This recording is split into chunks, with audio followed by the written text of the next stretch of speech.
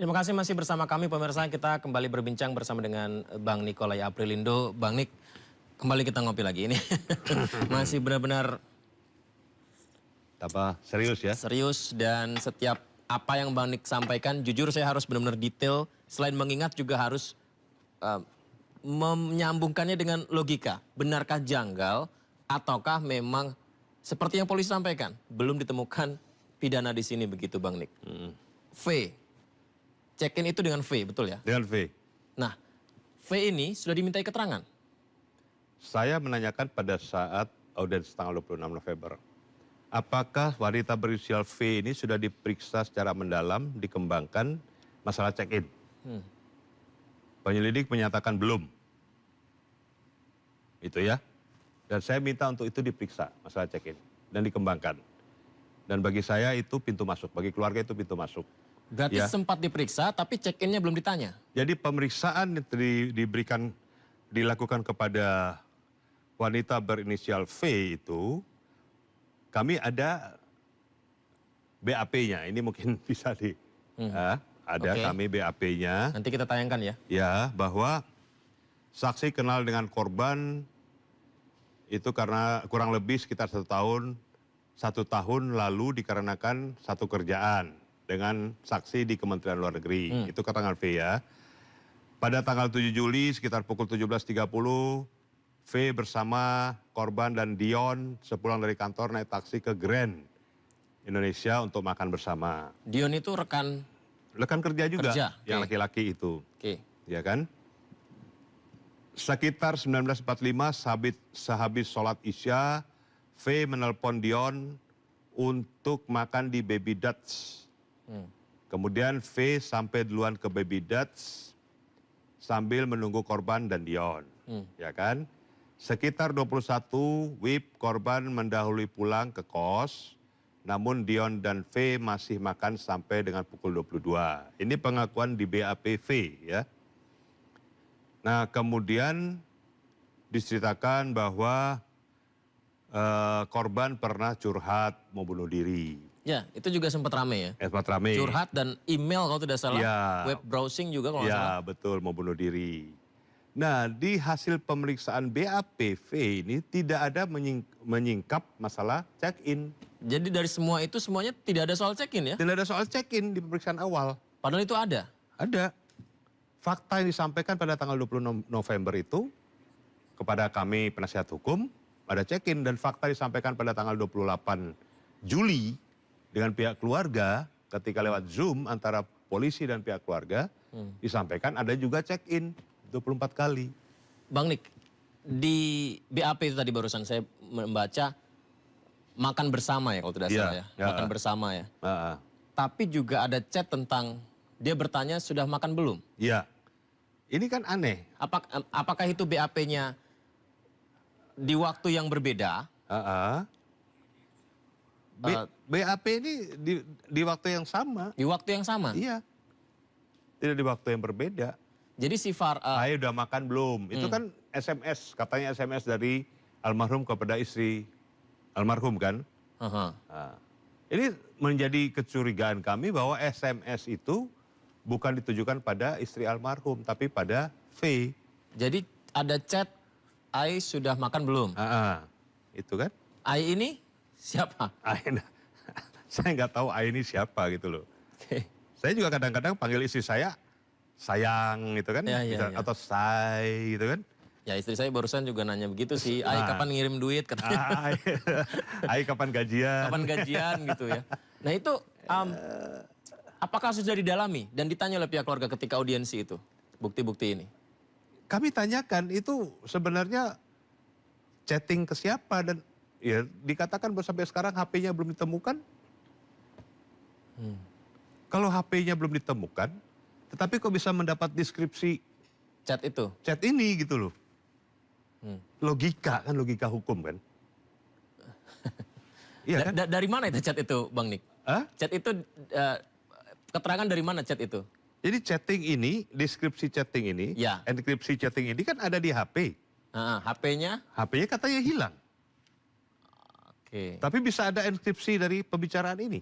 Tapi itu dari keterangan V, bukan? dari semua, dari keterangan kepolisian juga gitu. Oke, Ini kan aneh bagi saya. oke. Dari mana mereka dapat deskripsi atau inskripsi daripada pembicaraan-pembicaraan itu kalau HP-nya belum ditemukan. Aneh kan? Baik, berarti itu salah ngirim ke istrinya mungkin atau enggak? Saya nggak, kalau saya analisa saya ya, kecurigaan saya, dugaan saya bukan kecurigaan, dugaan saya. HP ini, chatting yang disampaikan dengan salah kata itu bukan sebenarnya si almarhum yang melakukan. Yang nulis?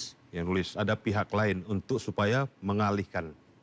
Mengalihkan dari? Mengalihkan satu permasalahan. Dari masalah yang sebenarnya, substansi masalah sebenarnya. Ini kan sekarang almarhum lagi senang-senangnya mau pindah ke Finlandia kan. Oke. Lagi happy-nya sama istri sama anak-anaknya. Lagi begitu mesranya mereka. Masa mau diracuni dengan kata-kata ini? Masa almarhum mau cari gara-gara dengan kata-kata ini terus mau bunuh diri?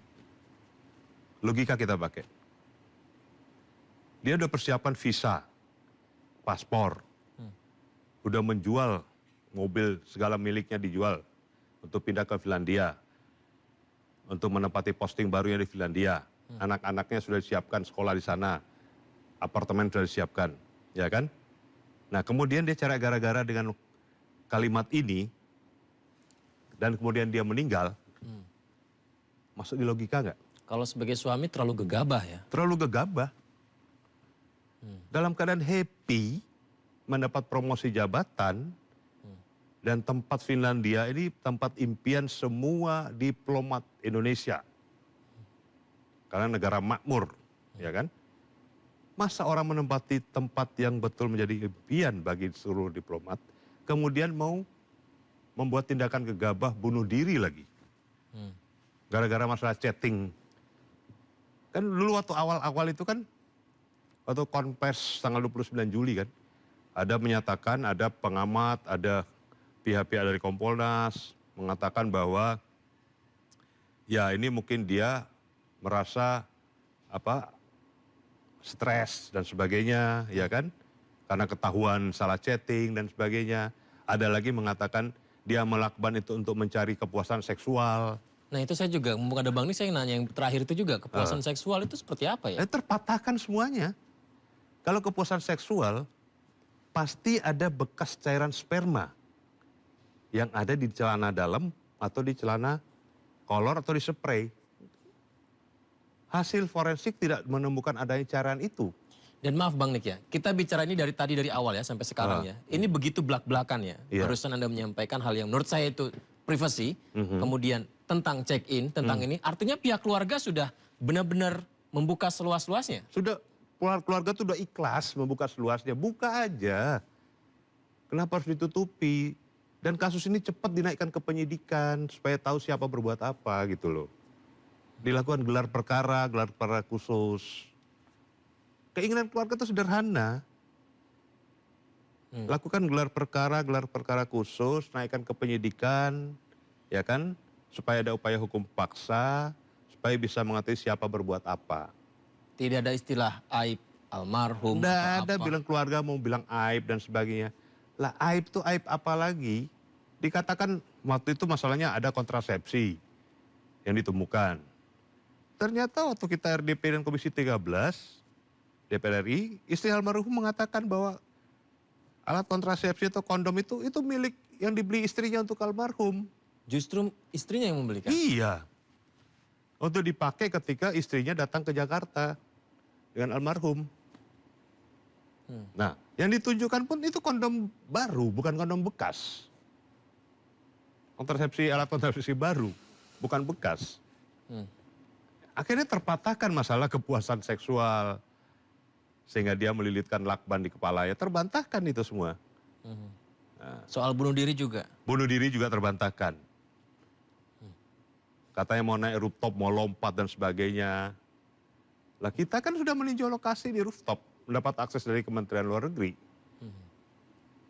Dan kita bisa membuktikan bahwa itu terbantahkan. Nah, masuklah sekarang masalah check-in. Check-in pun tidak pernah diperdalam. Awal-awalnya kan dikatakan bahwa tidak ada keterlibatan pihak lain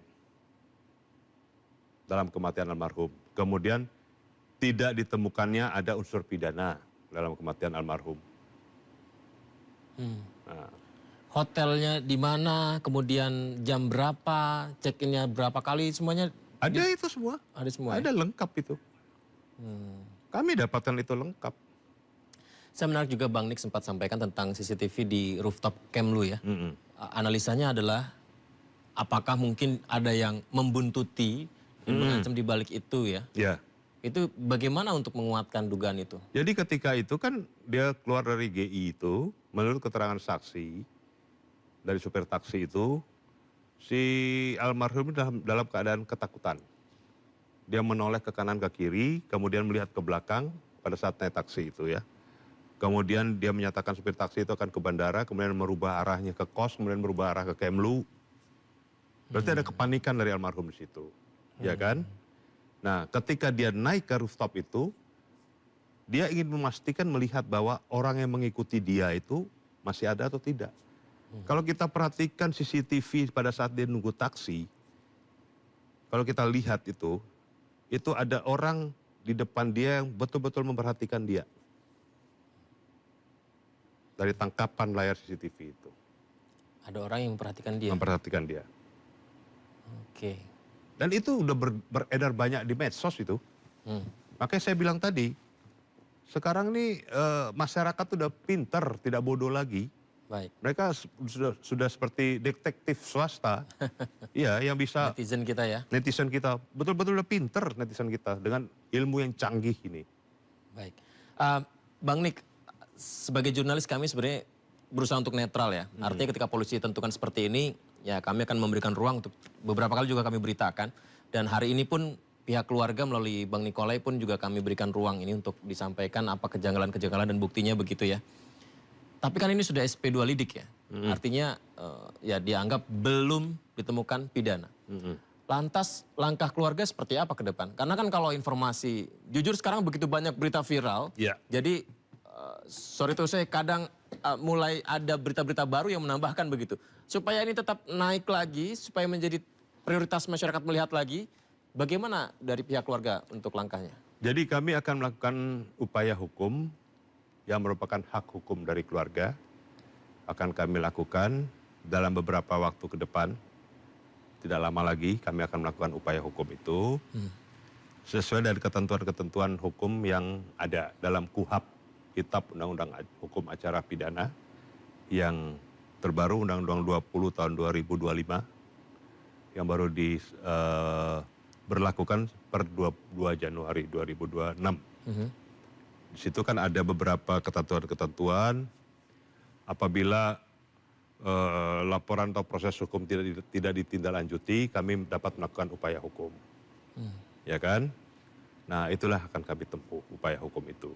Upaya hukum Ya, lanjutannya. tetapi kami juga tidak membuka ruang untuk restoratif justice, karena di KUHAP pun ada, KUHAP yang baru, restoratif justice bagi pihak wanita berinisial V dan D, lelaki berinisial D itu kalau mau bertemu dengan pihak keluarga. Bertemu dengan istri korban. Ya ketemu, ngobrol, curhatlah kalian di situ. Ya, nggak usah melibatkan siapa-siapa, udah. Istri korban, wanita berinisial V sama lelaki berinisial D, ketemu 6 mata di situ kalian, curhat apa sebenarnya yang terjadi. Terbuka keluarga. Terbuka situ. Nah, itu kami minta karena dua oknum ini kan masih menjadi pegawai di Kementerian Luar Negeri. Dari pihak keluarga meminta agar Kementerian Luar Negeri memfasilitasi untuk pertemuan ini. Bang Nik, untuk Nggak usah pakai polisi lah, cukup Oke. Menteri Luar Negeri aja. Kalau Oke. polisi nanti dipikir ada intimidasi, ada tekanan dan sebagainya kan. Nggak usah pakai polisi, ya kan. Kementerian Luar Negeri memfasilitasi, mempertemukan wanita berinisial V, laki berinisial D dengan keluarga. dengan ayah korban, ayah almarhum, ADP, dengan istri dan anak-anak almarhum. Berarti bisa saya simpulkan ini adalah undangan ya dari Undangan. pihak keluarga. Ya. Kami ingin bertemu dengan V dan D. Betul. Begitu ya? Dan itu berkali-kali disampaikan istri korban loh, istri almarhum, ADP. Oke, Minta Kemenlu memfasilitasi. baik. Itu. Bang Nik, untuk bagian langkah hukumnya, entah restoratif justice atau langkah hukum lainnya begitu, seberapa optimis dari pihak keluarga? Kami sangat optimis bahwa kasus ini kalau ada political will, kalau ada sense of belonging dari pihak kepolisian, pasti akan dibuka kembali. Ya Baik. kan? Pasti akan dibuka kembali. Kalau ada hati yang bersih, niat yang tulus, pikiran yang jernih. Tapi kalau sudah teracuni dengan faktor X, mereka akan melakukan kebohongan demi kebohongan untuk menutupi kebohongan. Baik. Bang Nikolai, kita sambil minum kopi. Ya. Bismillah, doa kami semoga keadilan segera ditegakkan. Amin Bang ya Nikolai. Rabb. Ya, pemirsa, demi